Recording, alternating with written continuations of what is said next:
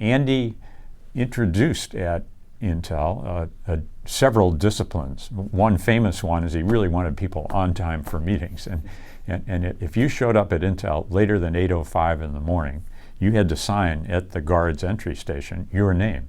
And Grove would review those every day. It was his late list. The list disappeared at 9 o'clock, and I want you to know some Intel executives would sit in the parking lot until 9 to avoid Grove's late list. But the discipline that he introduced that I think was the most powerful is one that I've taken now to other companies called OKRs, for objectives and key results. And this is a really simple but powerful communications tool, prioritization tool, where you can get everybody aligned against the same priorities and have everyone write down what it is they're going to accomplish and how they're going to get it done, the objectives and the key results every quarter. And I've taken this to every company I can get to hear me talk about it. And so to this day, 55,000 people at Google do OKRs every quarter. The CEO of Google does, and he holds them up in front of everyone there, just as Andy Grove did. And I think that's an incredibly powerful legacy that for operating excellence, for teams to do really well, that Andy's left us. Look, he's a Hungarian refugee who came to, I believe it was City College in New York, with a hearing impediment, and taught himself technology, came and I believe taught. Grove has always been a teacher. He studied and taught at UC Berkeley. He typified the CEO as an educator. And my first actual extended exposure to him was when he taught a course on Intel's organization, philosophy, and economics to incoming executives. And somehow, as a summer student, I found my way into that course, and I was blown away. I really thought about abandoning my graduate degree and just getting a graduate degree at NMU, the Noyce Moore Grove University, which was and is the amazing Intel company.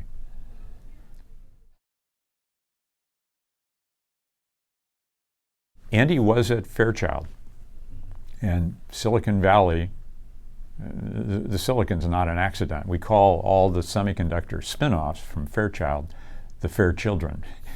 And Andy was, I believe, badge number 3, employee number 2 of the most important of all of those, which was Intel. Andy led some very tough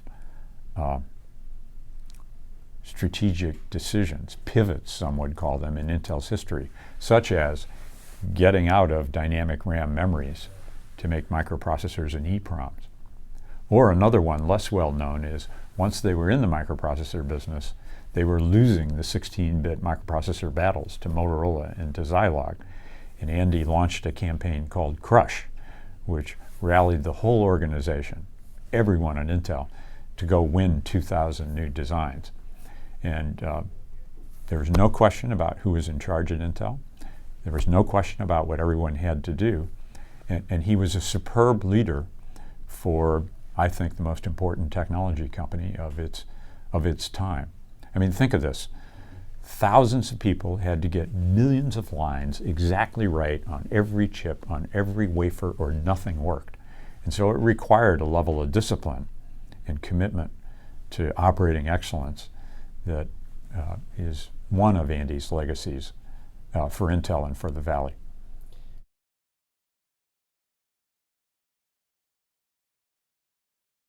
The list of people that have been influenced by Intel, I think the right place to begin is with the billions of people on this planet whose lives are better because of the microchip, the microcomputer.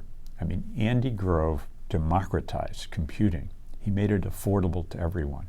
He put dozens of microprocessors in all of our homes. So whether it's managing solar panels so you can get power in Africa, or making refrigerators more efficient, or automobiles safer, or blood chemistry more analyzed, the microprocessor, I think, is the most important technological invention of the last 3 or so decades. And Andy Grove is the man who took Moore's law and made it happen. Moore's law is not a law of physics. It's a brilliant observation by Gordon, who was this founder and CEO and had the extraordinary judgment to hire Andy. But Moore's law is thousands of constant improvements to make sure that every 2 years, these chips, they're twice as good. They either cost half as much or they run twice as fast. There's nothing that has improved at that compounded rate over, 50 years now that we've had Moore's law? And I think of Grove as the motor for Moore's law. He's the engine that caused that to happen.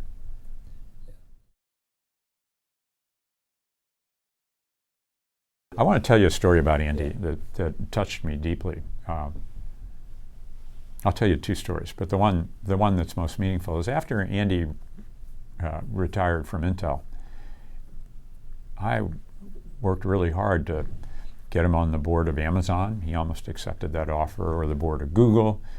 He felt it would be better for Paul Ottolini to serve as that board member, but he and I maintained our friendship. And so I once asked him, Andy, what's your greatest legacy? You know, you must be enormously proud of the company you've created. How is it that now that you're not running Intel? He said, John, I want to tell you what matters to me the most is my grandchildren. He said, when I look in their eyes, I see the future, and that means more than all the Intels in the world.